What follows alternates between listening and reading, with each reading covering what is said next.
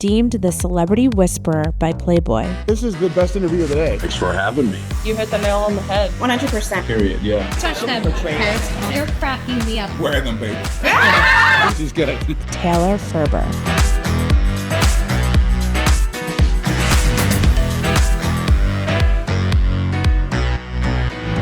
Okay, everybody, there is a new Olympic category in town, and that's not just competitors with all kinds of chromosomes going in and beating the shit out of women. Okay, I kid. Calm down, everybody. Don't get your panties in a wad, okay? It is the category of common sense in mental gymnastics. And I hate to brag, but I just got done polishing my gold trophy because when I was on the Whatever podcast last week in this said category, I came out on top, baby, with the gold. Okay, so we have a couple of victories this week. We have that, and we have that now it is a week later, and I'm happy to report that I think I have regained most of my brain cells from that experience. So listen. Those of you who may or may not listen to my show may be coming here to get a reaction vid of my time on the show, which I came to deliver. I am in the biz of giving the people what they want. And I'm not going to get all defensive, crazy, emotional woman, blah, blah, blah stereotype that y'all are jerking off in your socks waiting for. I'm not going to give you that satisfaction, okay? But I am going, and not the people who listen to my show, you guys and the men who I had your backs as I was going up against these incels, by the way. You guys are the real ones. I'm talking about the low-life misogynists who, you know, take up the portion of that dark web of the internet, right? But I am going to dive into, as we do here, the bigger picture and my real takeaway of this whole experience, because holy shit, we are back in the saddle again. And wow, and what an eye-opening experience, to say the least. So here you are, giving the people what they want. You want a reaction. And by the way, for those of you who are new, who came to the show and want to see me and Andrew debate, my team did reach out to him. I would love to have him and his wife on, not for a debate per se, but just for an interview. So that has been put out there. Andrew, and the balls that you have that are missing, they are in your court. Okay. Okay. So what happened, guys? So listen, you may or may not know this about me. I am like, I got my shit down locked. I make my notes. I know what I'm going to say. This shit is airtight. Okay. But I, like my lack of a teleprompter, going ad lib, going rogue, I'm a fly by the seat of my pants kind of gal. So with that being said, I didn't do my homework on the Whatever podcast per se. I just thought, you know what, in it to win it, YOLO, let's do this. I had seen a couple of clips circulating from the past with people like Charlie Kirk and Candace Owens, and I thought, this could be a fun experience given that I, disagree with a lot of their views, and I just thought the clips that I saw were, fun and interesting, a little debatey. Little did I know. Okay, I thought it was like an irreverent, fun, sex, dating, relationships podcast. Okay. So here we are. It's last Tuesday, and I'm back. It's like life BT before Taylor, or before the Whatever podcast, actually, BW and Hey W. This is life BW, okay? Before the Whatever podcast. And so I descend into a little land called Santa Barbara, and I'm thinking, this is just going to be a fun experience. Like, let's go for it. And so it took me a minute to figure out what exactly was happening. And I'm going to give you in sum, all you need to know if you do not have 8.5 hours of your life, okay, to give to this unhinged experience. Basically what it is a jerk-off session of complete misogynistic, like I said, incels on the on some corner of the fucking dark web, like the spawn of Andrew Tate created, okay? And they literally pay hundreds of dollars to watch women get shit on in real time.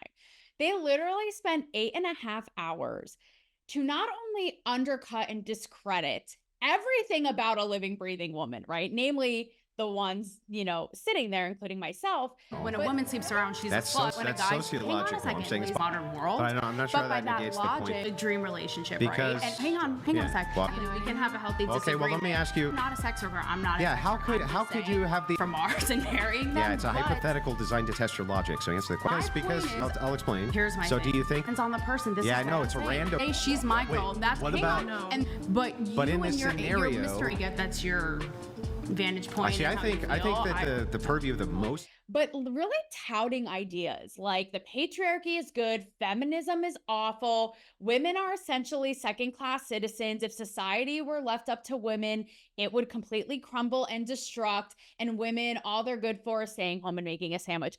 I'm literally not fucking kidding, okay? And so it's crazy because I stood my ground the entire time on the show. And as I do know, you can go back in the archives, bitch. I am consistent as they come. That is my silver medal, okay? Gold is common sense in the Gymnastic Olympics. Silver is consistency. I don't even have a bronze because I don't stoop to that level, okay? We keep it high tier, okay? I'm racking them in, and Simone, watch out. But I've been consistent in my message of I love men.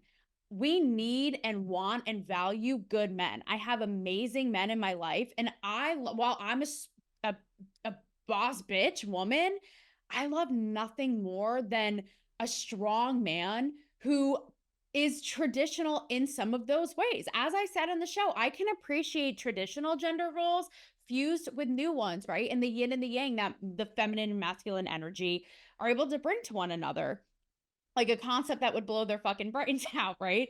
And I really drove these themes home, even empathizing and saying, look, I've said it in my work, I've said it on my show, that I understand why, a part of why, listen, I'm Freud level enough to start psychoanalyzing this level of crazy shit, okay, which I'm going to get to, but I can understand why men are lost in the sauce. And it's gone too far. I've said this, and I said this on the show, all the patriarchy and the male gaze and white man cause of all sin, white man bad, toxic, and they're all trash and they suck and they're the cause for all suffering and they need to be eradicated. I have never been behind that. And I have always said I could understand why it's made men confused in their own identities, never mind interpersonal, with speaking to a woman. Like, talk about their brains melting out of their ears, like kind of me listening to Kamala Harris for 5 seconds, talking about, you know, the cloud. She thinks is an actual physical cloud. I'm talking about the computer cloud, right? Yeah, right. Like, make it make sense. Therefore, up here in this cloud that exists above us, right? It's no longer in a physical place. And yet were so hell-bent and adamant of being in the binary and putting me in some Libby, you know, bra burning, yes, but not in that way, man hating group. You said men are a mess. Mm-hmm. So can you expand on that? What I was saying, they're not all a mess. Should I specify again that I love men? It's like the fifth time's the charm. One more time. One more time. No. And that to me is what was super eye-opening, in addition to what I experienced in real life after we wrapped. Okay. Once the camera started rolling again, like once I came back into my being and was like, is this even real? What kind of torture chamber simulation is this? Like, Elon, you're my dude, but did you do this? Like, are you the reason? Like, what kind of fucked up VR experience is this? No. So after the show, we get out and we were told it was going to be about 5 hours. So it's 8.5 hours. So we get out, we're in the middle of this, like, whatever, not so great Santa Barbara area. It's 2:30 in the morning. And so I look around and I'm like, hey guys, like, you know, and I'm by myself. And I say, hey, you know, could I walk out with anybody, or would anybody be able to walk out with me? And the crazy part to me is how they were like this in real life. Part of me was like, maybe it's just like a shtick, you know, to give these like guys who haven't gotten laid their whole entire lives something to look forward to in existence. But the fact that they were like this, and further women, that was what was to me so eye-opening. Like women on the panel, women writing in. One of the girls who even works for this show, like for men, it's one thing, but for women to buy into this mentality, like, wow, to hate women and being a woman so much, like that is just so scary. I can't even begin to wrap my head around that way of thinking. Like what happened? Like what actually happened? But when I asked them, could anybody walk me out, whatever it is, they all started mocking me, making fun of me. They were like, "Oh, what happened?" Like even like the young, like cute producer who's like 22 or something. They're like, "Oh, what happened? I thought you were some, strong, independent woman. What, isn't your goddess energy gonna protect you?" Because I'm all about like ride or die, like sex goddess body, right? It's a it's a lifestyle, babe. And I just was floored because, again, obviously something that I said, I mean, it is this Neanderthal thinking of like two things can't be true at once, which is what this whole episode is about. But this, obviously, something that I said makes them put me in that camp. Or again, they want to just put me in that camp no matter how much I advocated for and defended men. But the fact that, again, and I said this to them, I was like, I never said that I didn't want or need strong, manly men. I never actually said that. And I looked at Andrew, who was all proud of, how could I be a misogynist? I have 4 daughters and a wife into this. And I literally said to him, imagine somebody treating your daughters that way, your mom, your grandma, your wife. So that to me is what was just so insane. It's like they really are, bought into this nonsense. And the women, like I said, they're on a whole other level with it. And so I do have some happy news to share, okay? Don't be down and out about society just yet. Because I will say that there were some angels, both men and women on the internet who reached out to me, actually a lot. I got a ton of went down in the DMs, for lack of a better word, as the kids are saying, reactions of, wow, like, and my favorite ones were ones that didn't necessarily agree with me. That to me, I was like, I respect that, right? Because that's what this is all about, is our capacity to see the nuance, to see that both things can be true, to see with one person or idea, I can agree and disagree with that, right? So I got so much feedback from men and women who were like, good for you holding your own. Even if I didn't always agree with you, XYZ, you were respectful and made me think about something in a different way and were super smart, whatever it was, right? And that to me just gave my small black Grinch heart and the coal that comes with it a little shiny hope of glimmering opportunity, right? And optimism. But I feel like the crux, it even goes into me, asking them a basic like dignity of being a guy. Like, yeah, sure, I'll walk you out. Like, no problem. Like, let me just make sure you're good. Cause I also feel like there's this weird thing right now where because they've been so messed up by women and hate women so much, it's almost like any kind of chivalry, respecting the person, asking them out in a decent way, helping with overhead luggage, opening the door, walking someone out. It's like they see it as weak, and nobody said you had to be, a pussy or a doormat. Like that's what makes you a strong man. In fact, this was so sweet, and this was like a sign from above. But shortly after, I was with my 90-year-old grandpa, and I was walking him, 90, and he is still kicking, like he is flames. And so he's rocking it. And so I was walking him to his car. Cause he's got it going on. He's a little wobbly these days. Like let's put it this way. He's 90. He's 10 years older than Joe Biden. And he could literally run circles around Joe Biden, right? Who's like baby food is falling down his chin as we speak. And he walked all the way around the car. I was like, what's he doing? Like I'm walking him to his car to, make sure he's good. And he walked me all the way around to open the door for me. And I thought that it was so sweet. And my grandpa, by the way, is by no means a pussy. Like he's a, Korean War vet. He is not a doormat. He's like the patriarch of our family. And like that is what that is though, right? Like respect for women and thus respect for yourself and like what being a real man is. Why be angry? It's just unfortunate. And it makes me sad for these guys that they can't see that. they're missing out on so much, not only for their own self-worth and identity, but their interactions with the world and with women.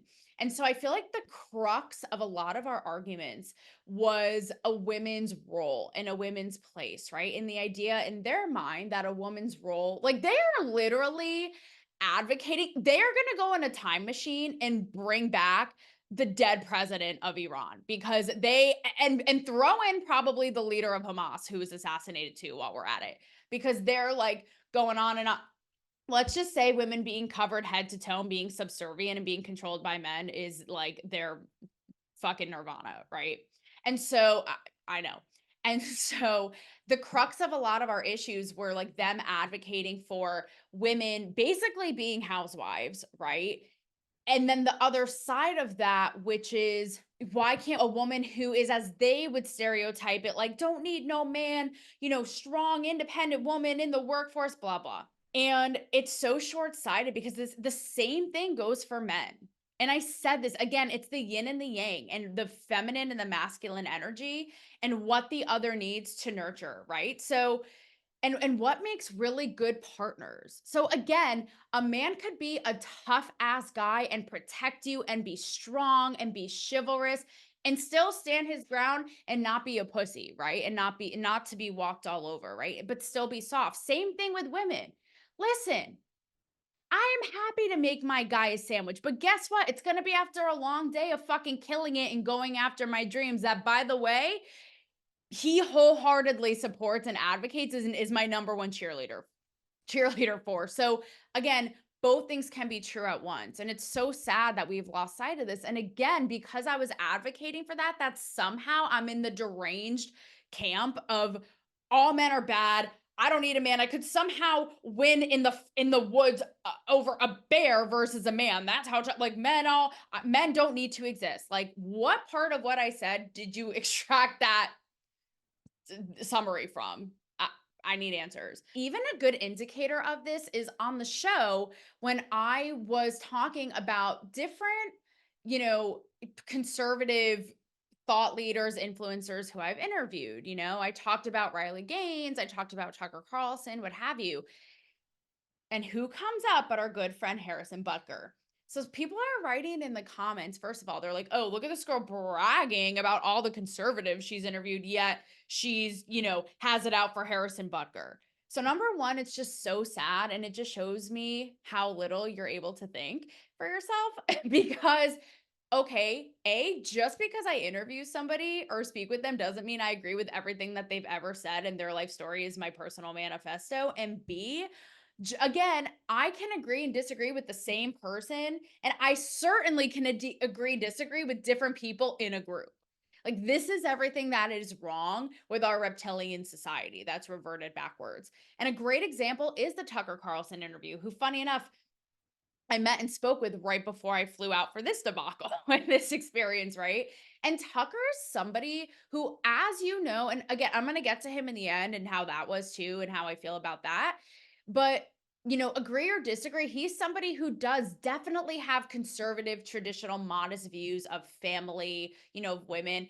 And even he was not like this. Like, his energy was nowhere near this small dick energy that we're talking about. And it's funny because like he was engaging and receptive. And it's funny because I kind of tested the waters. I was like, let me be a rebel with a cause.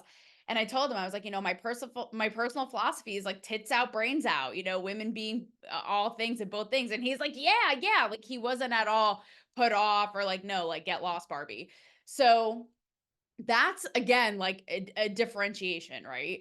Also, let's bring it back. How could I forget to Harrison Butker? Because people are shook that I'm not kissing his feet and praising at the altar of Harrison. And again, I will say it again. I said this on the show. I said it on my show at the time.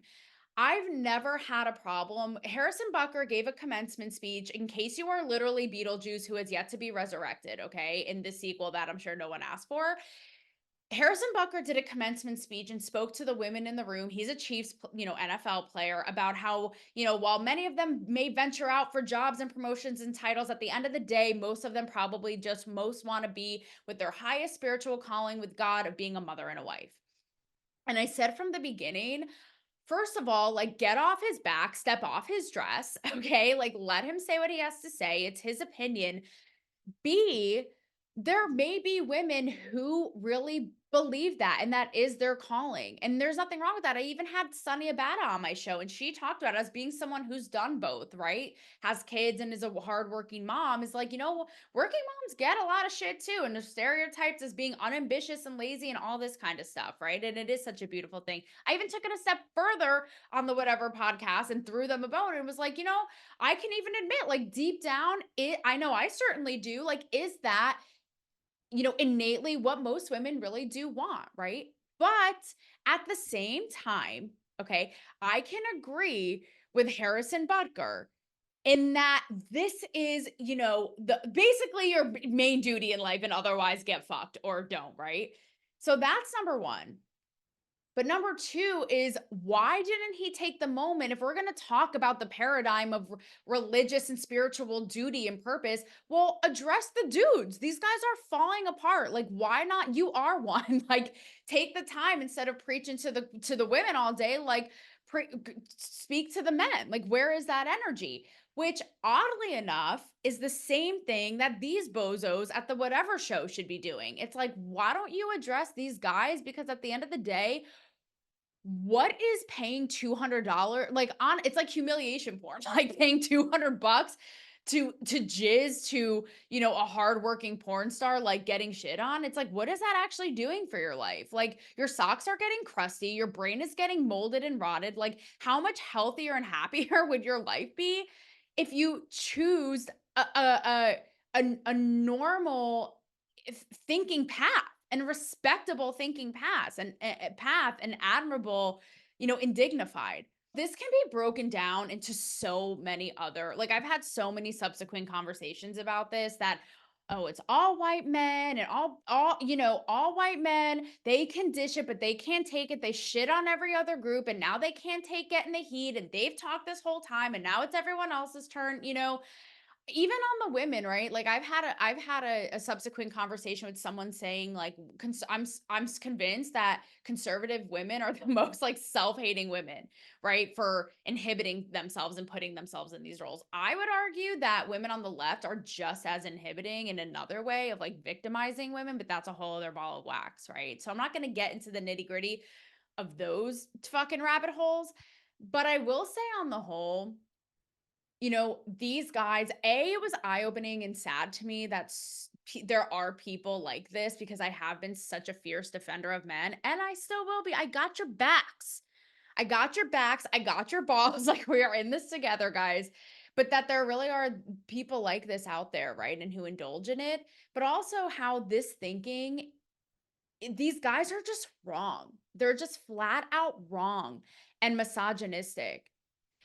Women are so powerful, are so multifaceted and everything and all encompassing. And it's kind of like their loss. Like, shame on them that for whatever reason, who knows why, that they can't get in on this. And again, who knows what it is? Who knows if someone bullied them, if they have just severe mommy issues, like somebody bring back forward, like I said, help a girl out to understand. Who knows what it is? If they can't get any, if they're insecure, if they're threatened, there could be a million reasons, right? But at the end of the day, how it's just such unhealthy thinking and is really not helping us. And like I said, is just flat out wrong. Your opinions are wrong, babe.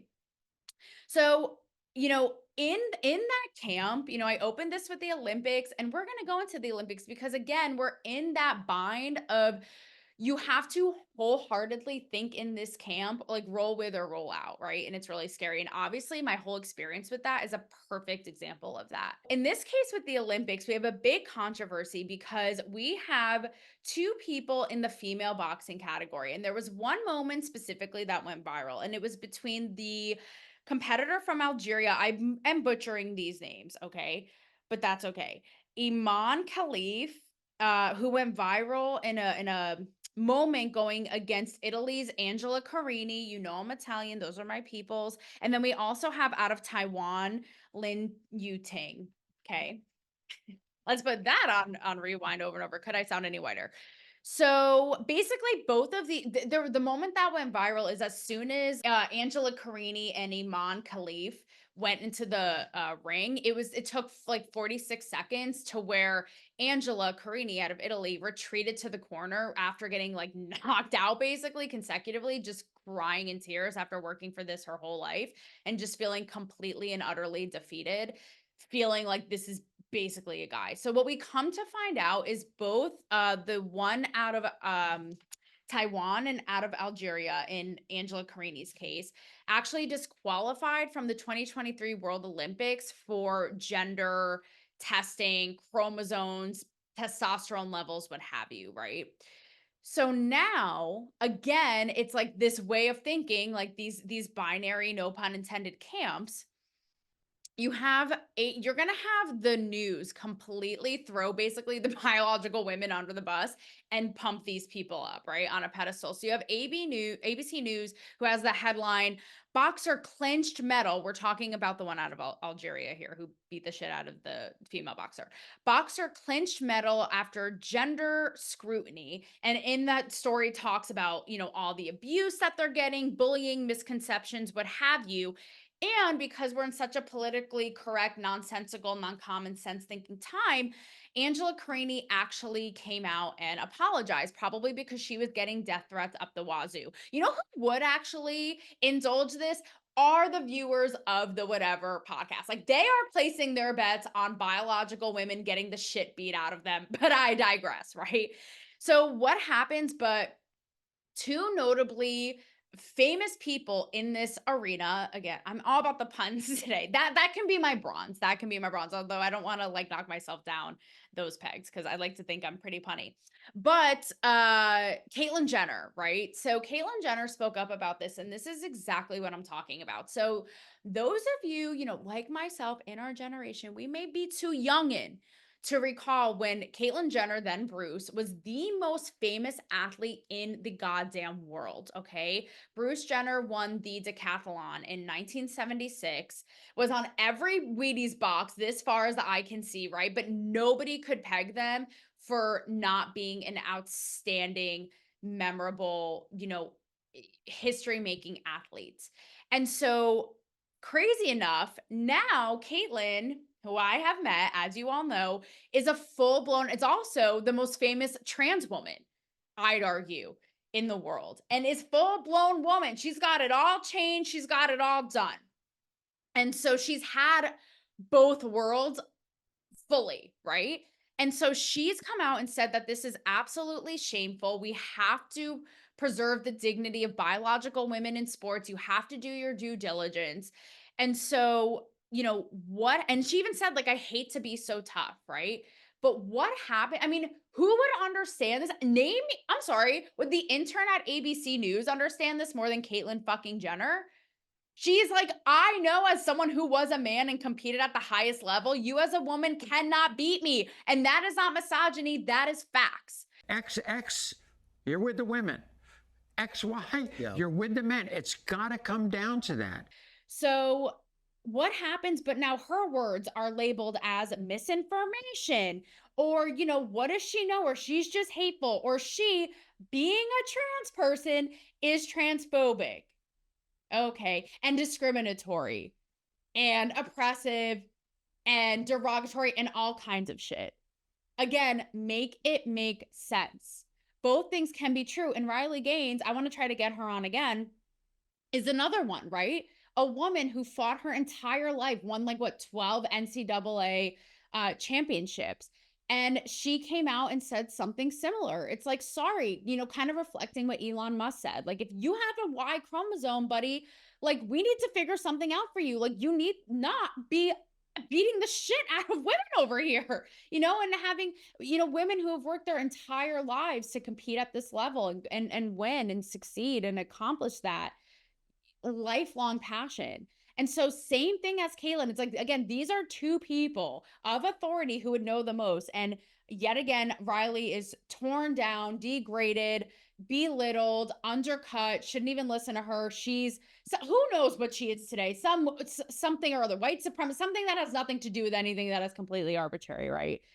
And so that just shows you, it's like, again, neither of these people are saying whether whatever chromosomes you have or whatever state your body is in or trans or not, do you think Caitlyn Jenner, a proud trans woman who graced the cover of Vanity Fair, did a Barbara Walters interview, would not want trans people to have rights? I've even heard Riley Gaines say this as well. Like, of course, but do it in a fair way. And no, it's like, Caitlyn, you're not even trans. That's news to me. And Riley, you don't know what the fuck you're talking about, despite having achieved more than any of us in this arena, competing against Leah Thomas, who is a trans woman, tying and losing because out of, you know, saving political face, giving the trophy to Leah. So it's just absolute madness. And so I want to close all of this. We're bringing it back to Tucker. We're going to tuck all this in for a nighttime story. For the love of God, let's never fucking revisit this again. No, I'm just kidding.